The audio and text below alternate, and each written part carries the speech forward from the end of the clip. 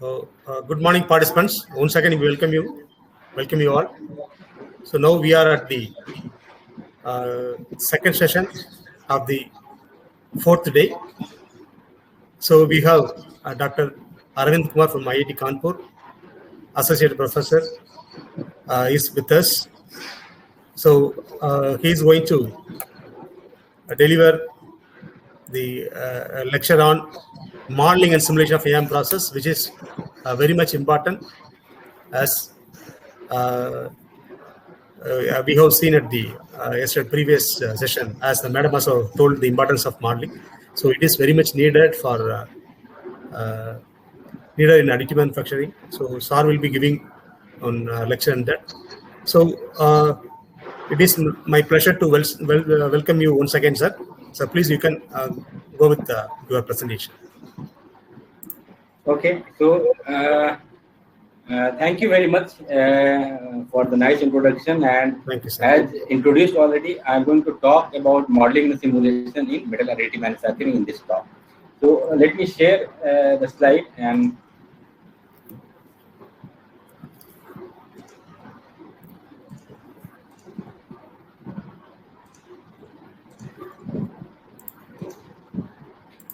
just confirm me if you can see my slide. Yes, sir, I am able to see you, sir. I am able to see you. And when I do slide change, this is also visible, right? Yeah, visible, sir. Visible. Okay, good. Good, sir. So, participants, after I briefed you about fundamentals of metal additive manufacturing in my last lecture, the present lecture will focus upon modeling and simulation in metal additive manufacturing. And basically, based on introduction, you could realize that the process physics taking place during the metal additive manufacturing process is quite complicated, and it is of multi-scale and multi-physics in nature. For example, you must have realized it considers, melting, solidification, vaporization, then melt, molten liquid flow in the melt pool, then the influence of all these together on microstructure formation, which will eventually determine the mechanical properties.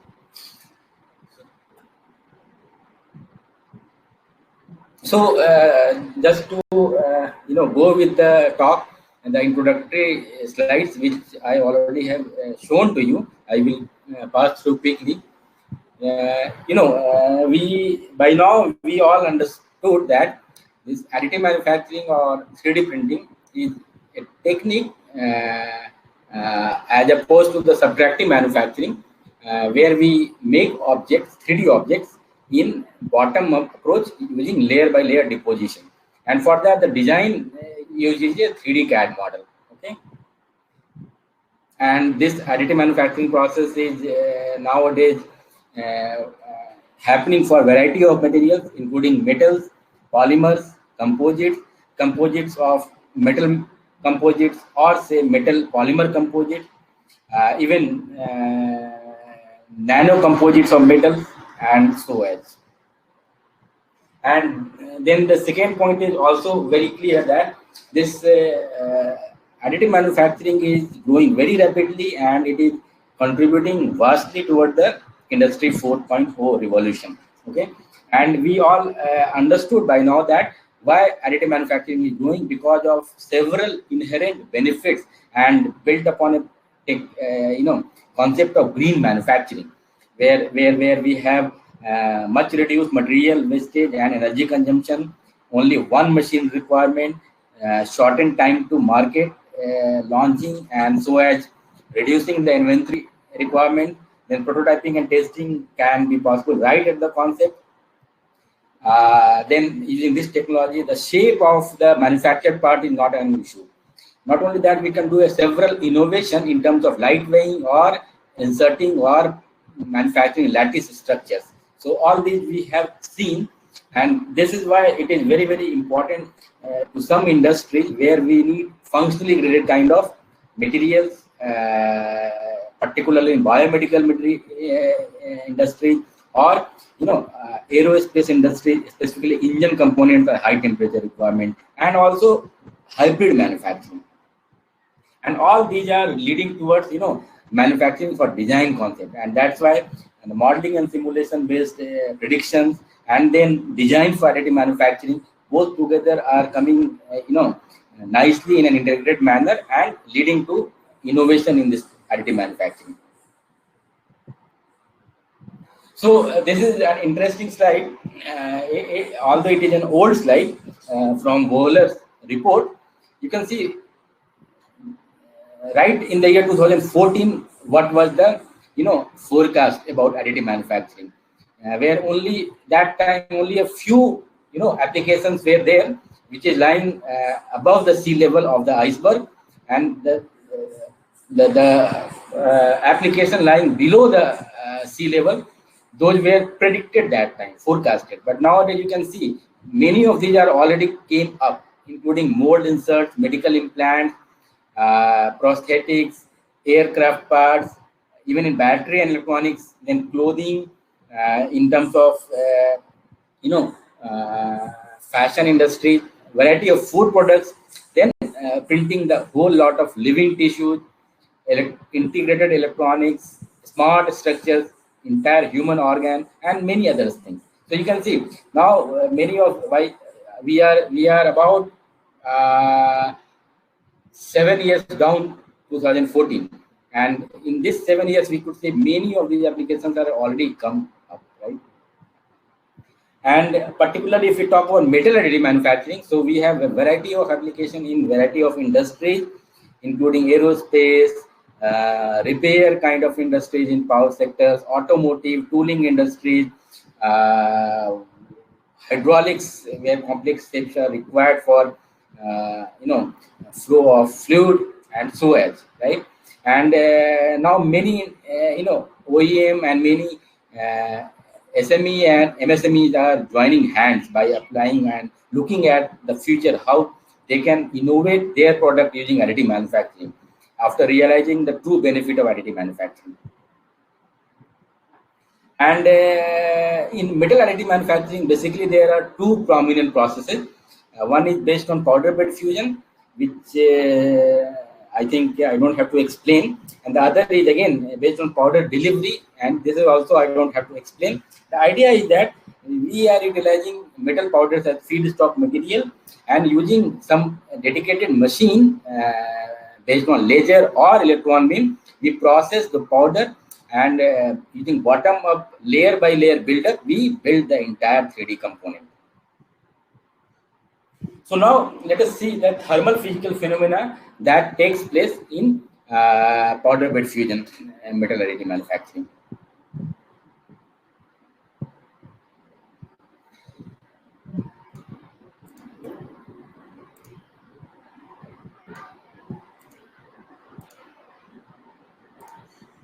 Okay, so this interaction we can see clearly when laser impinges upon a powder layer, it is basically interact with powder particles in a multi-scale manner and involving multi-physics.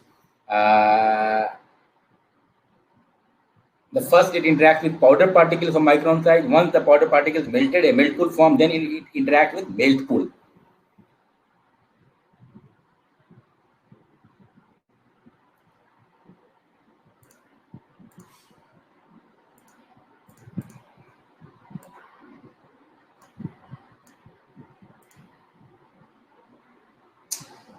The videos are not playing.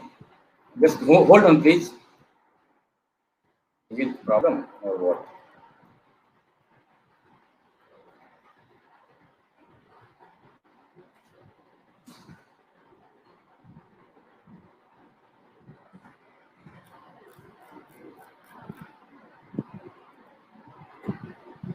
Let me just see if I can play the video separately.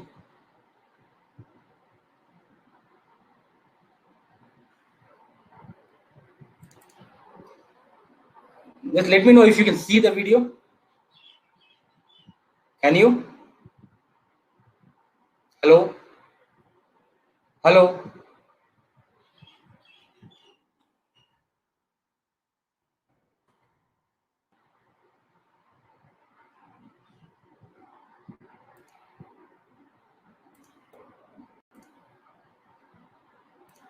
Hello. Hello. Hello. Hello. Hello. Can you hear me? Hello.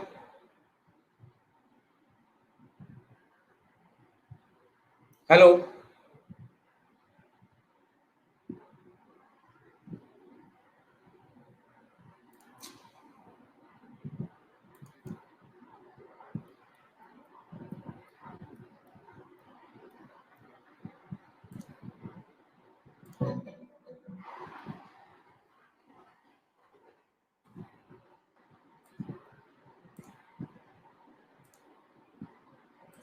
Hello. Hello.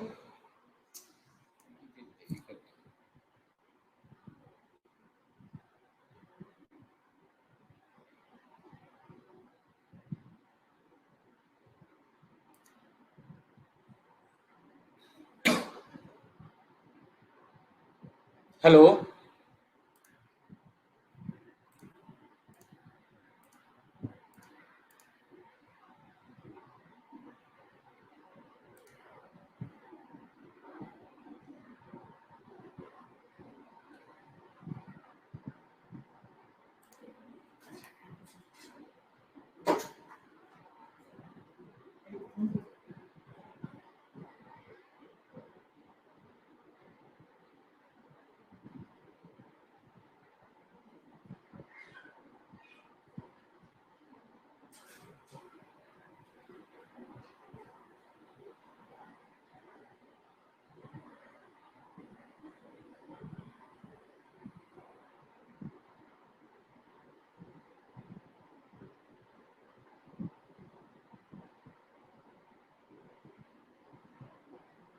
Hello.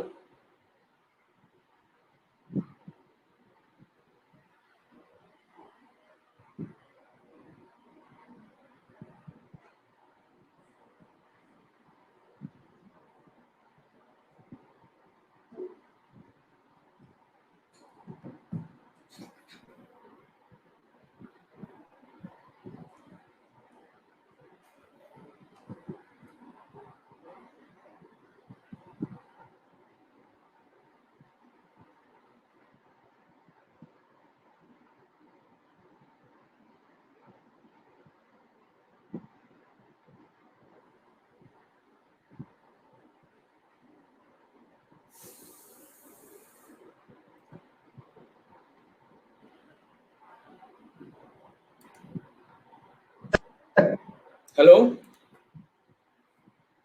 Hello. Yeah, please tell me, sir. No, I don't know. There was some, problem. I think nobody was able to hear me.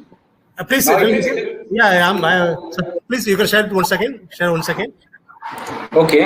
It is clear, sir. It is clear. Can you see my slide? Yeah, we are able to see, sir. Okay. Okay. So, when we talk about thermal physical phenomena involved in metal additive manufacturing, so basically the parts are produced, okay, but in between, there are several building blocks, like say thermal physical phenomena involved in each track formation and basically the laser powder material interaction. And you all have seen in my previous lecture this video how the parts are made. So first let me share that again.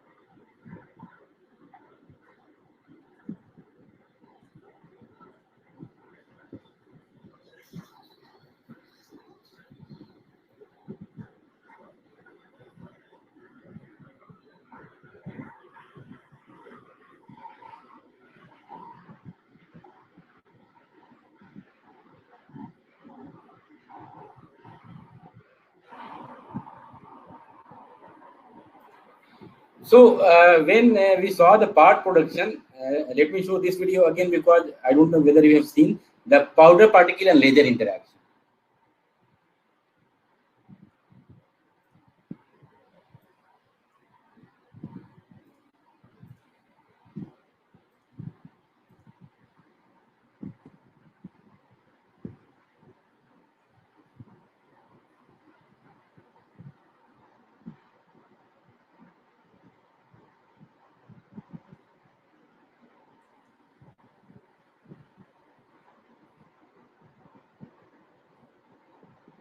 Then these are the actual power production, then in situ imaging with the X-ray for laser powder material interaction. Let us see some animation for modeling and simulation first. Okay. So you see, these are for two different laser power simulation of how melt pool forms or and then track is solidified when two laser powers are used. In one case, high laser power, so a deep keyhole form, and in another case, lower laser power, so shallow melt pool form. You see, this is shown by temperature map, thermal field, and the boundary is actually the melt pool boundary, right? And these are the 3D simulation where the actual distribution, size, shape of the powder was considered. And this was done using discrete element modeling, and then CFD was applied. You see how the temperature field is evolving and the melt pool is traveling as the laser traverses. Then the same simulation, let us see the top view. You can see the first is melt pool, the second is solid fraction, right? And the third is velocity vector magnitude. So you see the melt pool is kind of oscillating, right? And that's why it also results in oscillating flow field and oscillating melt pool, as you can see clearly from the second animation.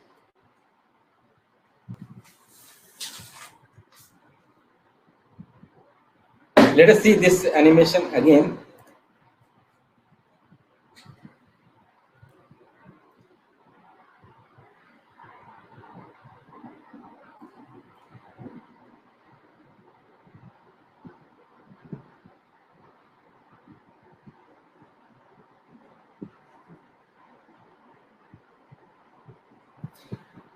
So based on these initial description, now we can understand the thermal physical phenomena involved in the powder bed fusion process. You can see from the right image, we have a formation of melt pool. Then on rear side, as the melt pool is traversing because of laser traversal, the solidified track is creating, that is solidified track is formed. Then on the front side, the melt pool interacts with the powder layer, and also laser, before the formation of melt pool, the laser first interacts with powder particle. And interaction is shown like this: a variety of microscale phenomena like shrinkage, then capillary forces, Marconi convection, even vaporization, and all those wetting, de-wetting can happen. And at macro scale, we have a melt pool traversing melt pool. Okay, so you see, the physical phenomena are basically multi-physics and multi-scale in nature. We have basically at the heart laser powder material interaction, where we have heat and material transport, then multi-mode phase change, including melting, solidification, vaporization, and remelting. And then in the melt pool, we have surface tension driven or Marconi convection driven flow. Then while evaporation happens, there is a gas entrapment, bubble formation, which will give rise to porosity formation, then shrinkage of the melt pool. And then since this additive manufacturing process is built upon layer by the layer manner, so we have thermal cycling effect, which will induce thermal stresses, and if they become excessive, residual stresses and part distortion and so on, even hot cracking and so on. So at the heart, we can see we have very involved, interconnected thermal, physical, metallurgical phenomena taking place in the process. And understanding of this is required because only this is going to govern the product microstructure and hence the resulting thermomechanical property of the part. So if we try to list main parameters, okay, in powder bed fusion, from the previous lecture, where I categorize a variety of material, variety of parameters. We have laser parameters, material parameter, we have environmental parameter, we have exposure parameter, we have machine parameter, and in each category we have several controlling parameters. This we can understand very easily. Just spend a few seconds on this slide. We can see in the laser parameter category we have laser power, laser spot size, heat distribution, its wavelength, operating mode. On material side we have first the powder particle characteristics, like the particle size distribution, particle shape, and what is the material of the powder. Then its thermophysical property, like thermal conductivity, heat capacity, and melting temperature. Then its optical properties, absorption coefficient, and then refractive index. Then environment, what kind of inert gas we are using, what kind of ambient environment we are using, what kind of flow rate we are using, what is the powder bed temperature. Exposure means what is the scan speed, scan strategy, and so on. And regarding machine to machine, the process can vary. So machine repeatability, then capability of machine to spread the powder, what kind of material powder it can consider, and so on, right? So you see variety of parameters, endless numbers. Okay, and we need to understand the process physics, because only then we would able to explain the interlayer metallurgical bonding, defects formation, and microstructure formation. Okay, then we can also able to explain the thermal stresses. And as I had mentioned, all these are governed by melt pool transport phenomena, which is quite rapid in nature, right? Because the things here getting over in milliseconds. So if we are able to do this, then we can control the process in terms of interlayer bonding, binding faults, microstructure, then several defects like interlayer bonding, delamination, stresses, then other melt pool defects like balling, and so on, right? So here comes the role of modeling and simulation, right? We can see here the n number of parameters are involved, and also the role of each parameter quantitatively is not well understood. So to understand that by using a full factorial DOE is really very, very challenging and very time consuming and expensive affair, right? So here the modeling can definitely help to narrow down the experimental window of DOE and then perform the DOE on a truncated window, right? And what are the main parameters the modeling can help to understand? It is laser power, the translation path, the heat distribution, layer thickness, and travel speed, right? And using modeling and simulation, as I had shown you using some animation, we could predict temperature field, temperature gradient, cooling curve. We could predict melt pool information. We could predict velocity field in the melt pool. We could predict stresses and distortion of the layer. Then also we can predict microstructure and then resulting mechanical property. And most importantly, we can do an extensive process parametric optimization or parametric understanding, and that will provide us a operating process window. Then using that operating process window, we perform the reduced DOE and then validate the model and so on. And then our job is done to make the model more predictive. So whatever after validation input comes, we can pass that input to the model to further refine and calibrate the model. So based on this understanding, now I am going to share you some computational and simulation results performed on powder bed fusion. So I had clearly mentioned that powder bed fusion process is a multi-scale affair. We can see at the meso scale, we have to see at the track scale, and we can see at the part scale. Okay, so let us see the part scale result. Within the interest of time, I cannot show. I will show meso scale and track scale result. So see what does that mean? Okay, the particle scale, which is also called meso scale. Basically, here the individual particles in the powder bed are resolved, and it considers a 3D thermofluidic model, and it models the local phenomena such as laser matter interaction, laser powder matter interaction, melting of the particle, formation of fusion zone and flow therein, and porosity formation. And on the other hand, the track scale, which is little bit 2 order larger than the mesoscale, here the powder bed we consider, but it with effective properties. We do not account for individual powder particles. And here again, we do the similar thermofluidic model and formation of fusion zone and flow therein, porosity formation. However, in the difference between the above one is that here individual powder particles are not considered. So what we can do, suppose using the first approach, particle scale, we tune the process parameters. Then to accelerate the simulation using the tuned parameter, we perform track scale simulation to simulate multi-track and multi-layer. Okay, because powder scale for multi-track and multi-layer is very CPU computationally intensive affair. So now let me show the results. First, I will show you the track scale result. As I mentioned, it is a CFD model where powder bed is considered with effective properties. You can see the traveling melt pool, and when the melt pool was zoomed, the flow therein in different view. This is one side view, and this is one transverse view. The transverse will be half, so it will look symmetric. And this is temperature map is shown by color, and the melt pool boundary by the boundary. So in this track scale modeling, basically we need to describe the mathematically the process physics. We have to prescribe the heat source, and then we have to account for powder, liquid, solid phase change.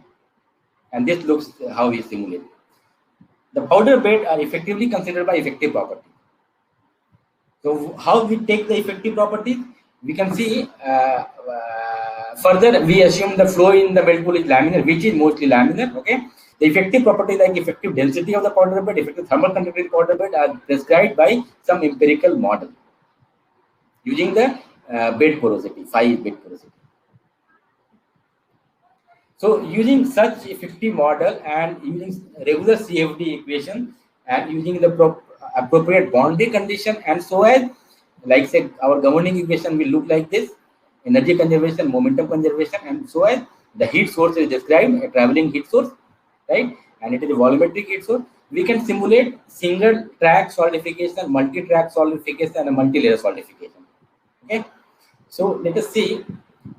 Before that, the model was validated with available data, experimental data regarding the melt pool shape, and we are able to validate only at very high laser power. There was slight deviation, and that was because in this case we need to account for evaporation. And later on, when we accounted evaporation at high laser power, then we could even match with that. Okay.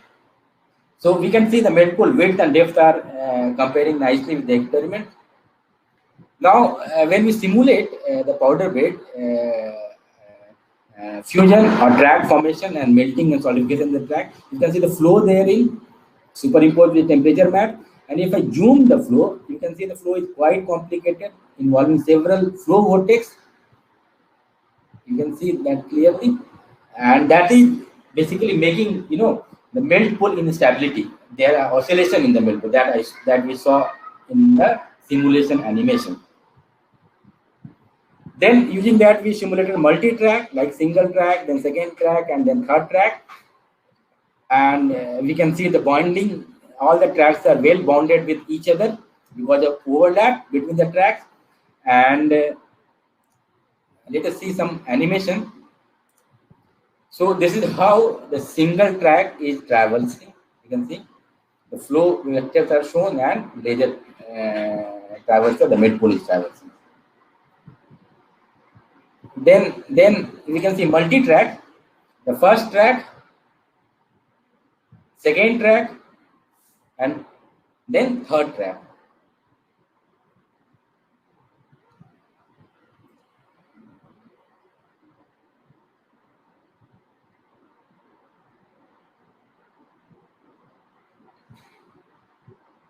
So using such simulation, the overall melt pool volume versus energy density we have empirically correlated, and we find a kind of linear behavior. Then the porosity formed, as you can see, because of improper melting between the track, right?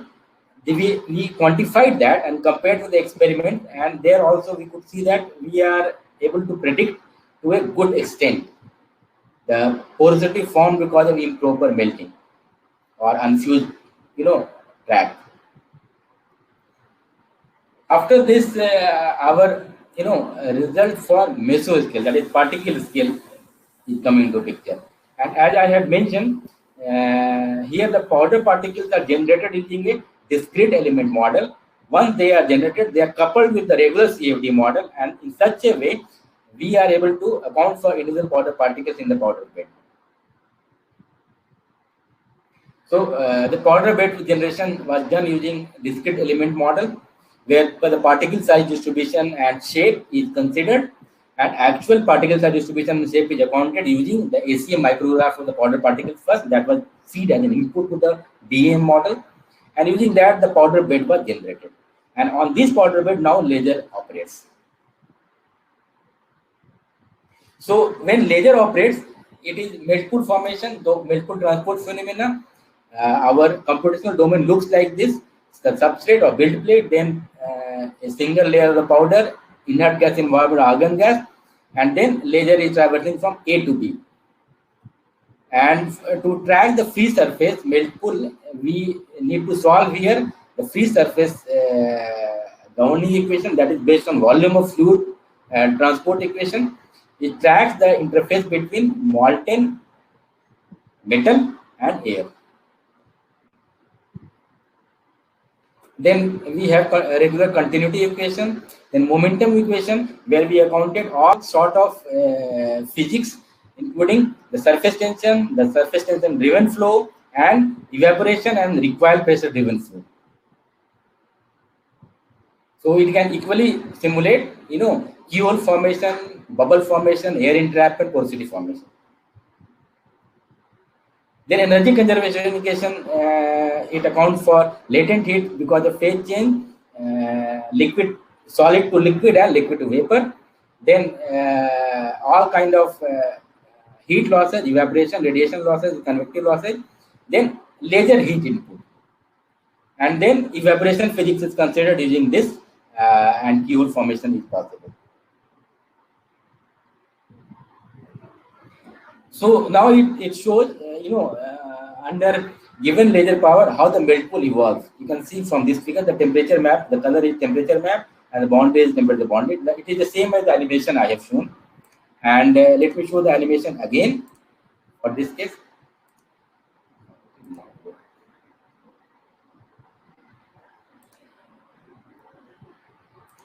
Anyway, this is not working, but we saw this animation earlier. Okay.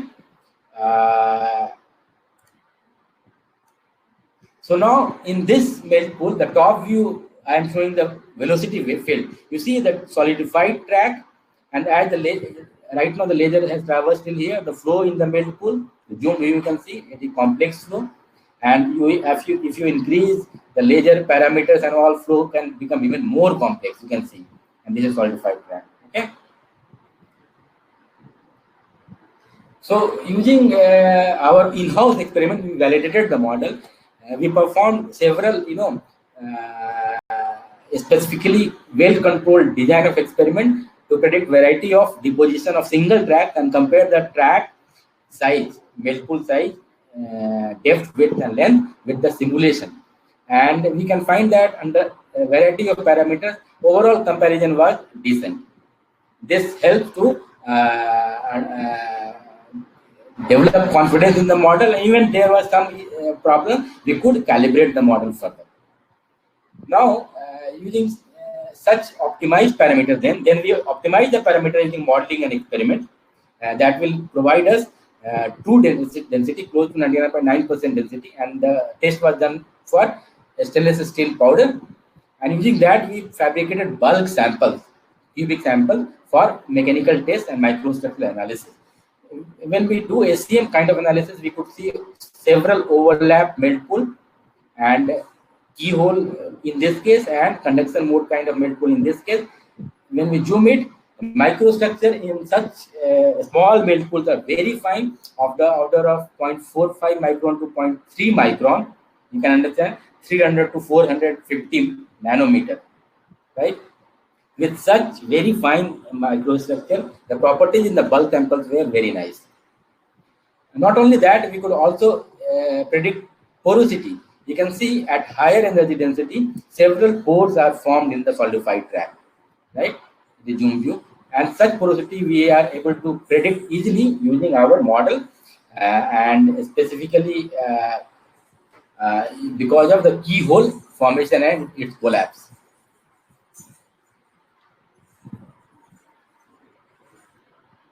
So now I like to summarize the particle scale and track scale modeling simulation. First, the track scale modeling simulation. We saw that the flow within the melt pool is circulating and quite complex, and they are typically driven by surface tension gradient called Marangoni convection. There was a large temperature gradient of about 7 Kelvin per meter available in the melt pool, which creates some novel microstructure. And we could also say that this modeling can provide a preliminary estimation of as solidified porosity formed because of unmelted track. Now coming to the mesoscale particle scale modeling summary, we could understand in detail the laser powder matter interaction, melting of individual particles, formation of melt pool, and porosity generation. Then we also saw that the microstructure was very fine, which actually results in very nice mechanical properties. And we also saw the porosity in keyhole mode collapse was quite severe, and we could predict the as solidified porosity in such cases well. So now I am over with my showing the result of modeling and simulation. Based on that, let us try to understand in this field, in modeling and simulation, what are the variety of opportunities available. So the research opportunities are basically available for in variety of domain using thermal powder material interaction, then the transport phenomena in the melt pool, right? The inter and interlayer bonding, microstructure formation, thermal stress prediction, and then thermomechanical properties prediction. So these are variety of modeling and simulation opportunities. And as I mentioned, this requires multi-physics expertise from different scientific fields, because it is not only thermal fluid and materials and metallurgy, but also solid mechanics is involved in terms of stresses and mechanical properties. So here at IIT Kanpur, our additive manufacturing lab, we undertake all such activities, including modeling and experiments, and what I have listed. And I like to summarize some of our research activities. We undertake research activities in terms of melt pool transport phenomena, then variety of scale model like system, meso, micro scale model, both experiments and modeling, microstructure and stress formation, the process structure map generation for variety of materials like steel powder, aluminum powder, inconel powder, titanium powder, and further leading to the variety of application in aerospace, automotive, and tooling industry. Some of the screenshots of the variety of work is shown here.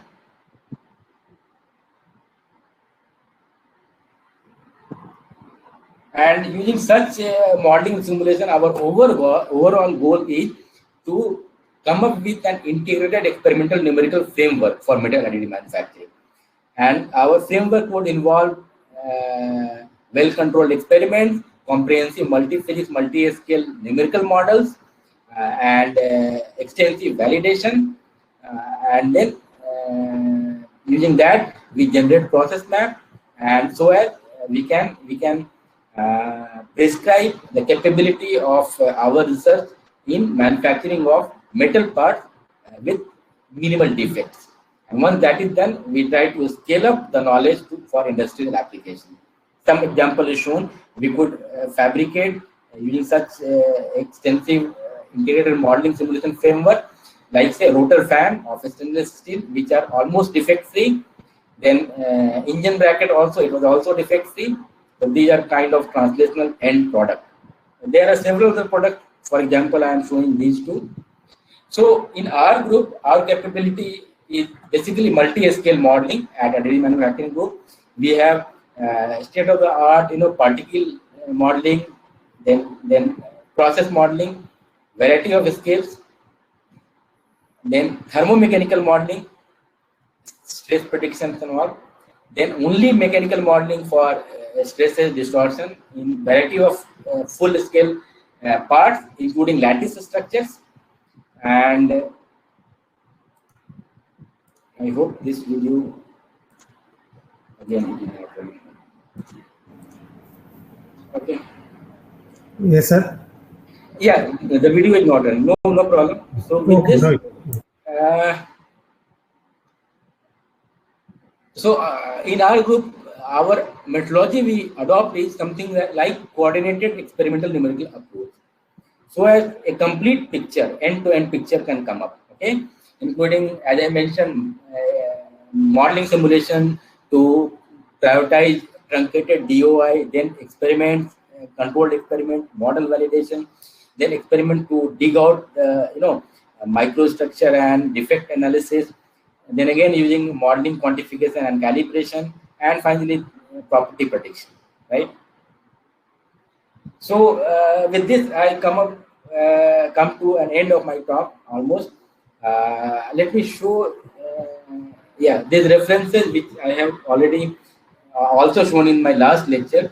So these are some of the recent papers I have mentioned. If somebody is interested, they can definitely go and read through to understand our work and basically the role of modeling and simulation. I must acknowledge my project funding agencies, DST, Imprint, and ISRO. So with this, I end my lecture, and I like to take up questions. I'm open for questions. Thank you so much for listening to my talk patiently. Dr. Lincoln, we can now take up the questions. Yes, sir. Thank you, sir. Thank you so much for your nice presentation. So you have given a very good idea on modeling and simulation, which is highly needed at the scenario. Let me check for the questions. I'm sorry for the brief interruption caused because of, I think internet outage. No issues, sir. It was yes, sir. No issues, sir. And Mr. Vinod Kumar. I just stop the sharing first. Yeah, please, sir. Okay. Yeah, you can make it, sir. You can make it. Yeah. Is it stop the sharing? Sharing of the slide? No, I will share it. I will stop it, sir. I will stop it. Okay. Yeah, okay, it was. Yeah. So let us now have some discussion. Yeah. Yes, sir. Yes, sir. Sir, what? Natural fibers and the natural fillers can be able to form. Form in. So he is asking. I think so. Is it possible to simulate the additive manufacturing using the natural fibers and natural fillers? Metal? You mean metal or polymer? Natural polymer. See, polymer. I mean, the process would be different. The process would not be something like based on powder bed. It could be based on extrusion. It could be based on sort of filament-based process. Because for polymer using powder bed, there are only few processes based on sintering. Okay, so yes, if that is based on, then why not? That can be simulated. But extrusion-based process and other process, I have very little expertise. Okay, so yes, there are some work reported, but because of my limited knowledge in that domain, I may not able to provide, a pinpointed answer to this question. But yes, for powder bed fusion polymers, it is possible. In that case, it is possible. For example, for metals, we have simulated nano composite powder. Okay, where the nanoparticles are inserted in the form of spherical particles or nanotubes. Okay, so that we have simulated. Okay, right, sir. So Aravind Chandramolishwan asked one question. Sir, how to tackle large simulation times? Integration with machine learning models will help. Machine learning model. Yeah. Yes. Actually, if you have nailed down it. Okay. First, using the detailed process model, we need to describe some reduced order model, so that at least we can begin the tracks formation and multi-layer. Once that is being done, then full part-scale simulation can be done using some machine learning and training the machine learning algorithm in this area.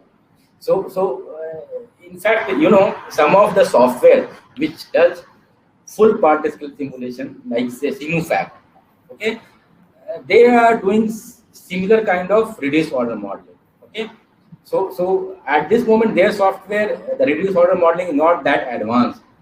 They are just based on something or like not very much physics based. So in an academic research kind of environment, let us try to do some physics based reduced order model development, and then once that has been done, then further developing it to full part-scale using machine learning kind of model. So that will not only take the modeling CPU help, but also it can be well trained using experimental data on thermal images of the weld pool or images, high-speed imaging of the tracks for variety of defects like porosity, unfused layer, unfused powder particle, and so on, or distortion. So all these can move in that direction. I think I'll tell you slowly in coming 2-3 years, this is in this direction we are going to do the research, and the research community is working towards that. Okay, sir. Thank you. Sir, what are the softwares which are very good in simulating the powder-based additive manufacturing techniques? Yeah. I say whatever results we have shown, they are our own codes. Okay, we have developed those codes, CFD codes and all codes. The commercial software can do some limited extent of not particle scale model but track scale model, say COMSOL or Fluent. Okay. Then some software like SimuFact, they can do quick part scale simulation, specifically thermomechanical simulation. But again, they are not considering any particle scale information. They are using some approximate kind of model, so their accuracy is always questioned. Okay, and using such kind of tool, if you try to optimize the process window, that can also be questionable. Right, because that is not optimized using physics-based kind of studies. Okay, sir. Okay, sir. Thank you. Dr. Suresh PM asked a question. Does the procedure for FE analysis will differ for different AI methods like FDM, SLS process? Yes, it will differ. Say FDM is basically sort of extrusion-based, and what other process you mentioned? Another process? FDM and sintering, yes. And sintering is sort of powder bed, and again raising the temperature to plastic temperature, and then causing solid state necking and consolidation. So yes, the FE analysis will differ definitely. In each case, you have to take into account plastic property and then thermomechanical behavior in the plastic zone in each. Because in FDM also it is not fully melted. It is basically kind of highly plastic extruded material. Okay. Thank you. And so Samuel Raj. So in which platform we can we write our own codes? We have written C++ platform. Okay, and you can try to utilize some open sources like say OpenFOAM, or if not, then everything in your own C++ code. Okay, sir. Sir, he asks like this. So we can use some platform developing the codes. We can use some platform for developing the codes, and is it possible to use the code in some other FEA softwares to perform this additive manufacturing process? Say second part of the question, please repeat. We can choose some FEA softwares, and we can make use of some other coding to coding. That coding can be used any FEA softwares to simulate the process. So I would say it in the reverse manner. If you have these particle scale models using on codes and on platform, so whatever thermal field comes, that thermal field you can feed as an input to the FEA software, and then it will simulate thermomechanical behavior like say stress, residual stress, distortion, and so on. Okay. So the input from this model will go to FE software. Okay. So, Like ANSYS or Abacus or even COMSOL. COMSOL. Okay, sir. Okay, sir. Next.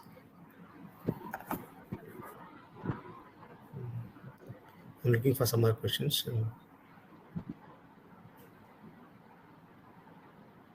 Sir, how to choose the whether meso scale or track scale? How to choose the model, sir? How to decide? Say again. How to decide which model should be followed? See, I would first start with particle scale so that we try to understand the parameters and try to narrow it down.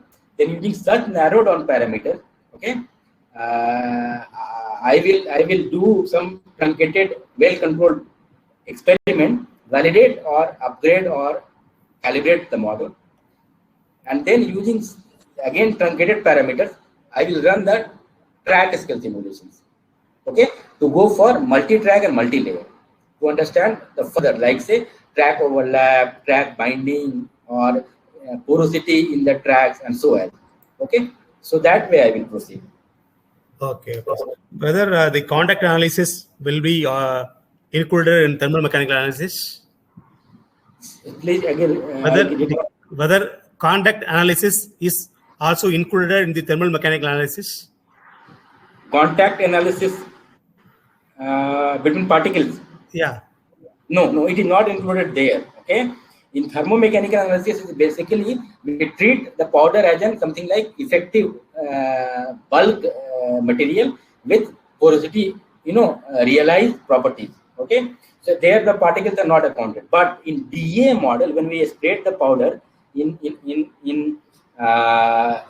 formation of powder layer, there the contact mechanics was accounted. Okay, sir. Okay. Thank you.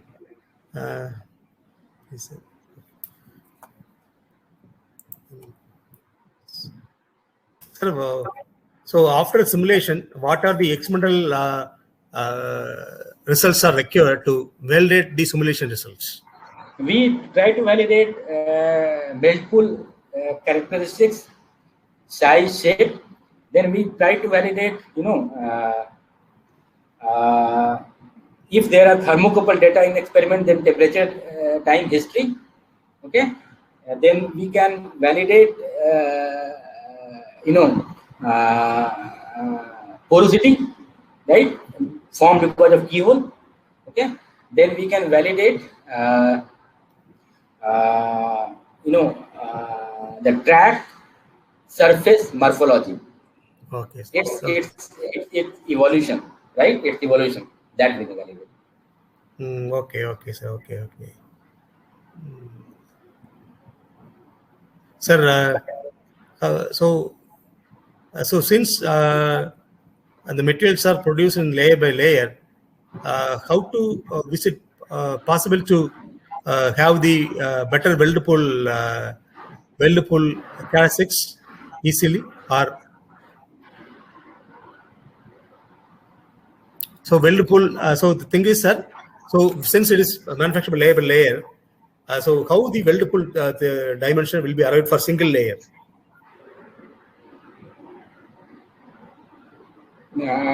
Sorry. Can I read the question? Yeah. So, see, sir, since the material is manufactured by layer, so you said that we need to compare the weld pool characteristics. So, how to arrive the weld pool characteristics? Whether the weld pool characteristics being arrived for single layer? Yes, that is we perform well-controlled single track experiments. Okay, single track experiments, and using that post-processing of solidified track, we process it through optical and SEM microstructures and check, compare, and find out the melt pool dimension. And that melt pool dimension and shape is compared with numerical prediction. Yeah, right, sir. So good, sir. Sir, what? This is a challenge to devise and to make a well-controlled single track experiment. This is a challenge. Yeah. So what may be the single layer thickness? What maybe the thickness can be followed for single track experiments? Yeah, something like 20 to 40 micron. 40 microns. So the 14 microns has to be simulated in the software, and we have to compare the weld pool. So Right. it is very big challenge. Right. Yeah. So within that, we will be able to analyze the keyhole characteristics also, sir. Yes. Now the keyhole characteristics, what happens? It actually, when keyhole starts to form, it will penetrate much deeper. It will melt the previous layers as well. So you see, even if your powder layer is 30 micron, the keyhole can go up to 100 micron deep, even 150 micron deep. So it can remelt, the previous 10 layers as well. Okay, so yes, so that way we are able to do that. Yes, sir. Very good, sir. I hope you have answered all the questions very nicely. And also, I understand that only few people are working in modeling and simulation of additive manufacturing process in India. So not much more works are being happen in India. I hope in modeling and simulation. So that is also we are. I mean, in our group we started this activity something like 4 or 5 years down the line. Okay, and now we also believe, based on our results dissemination in high impact and comparable to worldwide output, we can see that yes, our model is kind of very well compared with all the Western group in Germany or in US or in Singapore. Yes. So, and I also understand that, sir. So even though so many people have worked on welding, have done some very good on welding, so even the heat and fluid flow behavior of welding models are not much more in India, I hope. Yes. Yeah. So because now we are in additive manufacturing, so we need to put some extra effort to bring a lot of physics inside, in addition to the simulation of welding. And I have also done, I have created mathematical modeling welding, and I have own model, double-edged model, double-edged and conical Gaussian kit source. I have my own model called Dinakaran's model. So kit source, I have developed a kit source model, Dinakaran's model. So I understand the difficulties which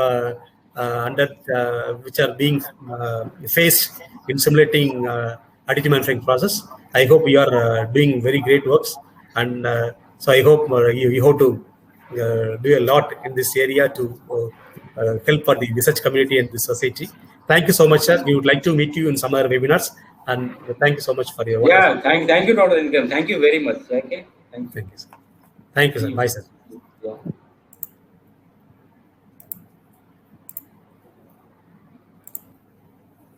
Participants, thank you so much. Thank you so much for your presence. So modeling and simulation is one of the very good area where people have not touched much more in India. So it's a very good work. So you can go with this if you are highly interested. So we are also highly working on modeling of wire arc additive manufacturing process and modeling of powder bed fusion process. So we are learning, and we hope we will be bringing some very good results in future. Okay, so thank you so much. The next session will be at 2 o'clock. So the next session will be handled by Dr. R.K. Rajan, professor from IIT Madras. So it will be a very good lecture. So please join by 2 o'clock. So the lecture will be started by 2 o'clock. So at least please, you people join by 1:50 p.m. So which will give us a better way to go live by 2 o'clock. Thank you so much. We'll meet again.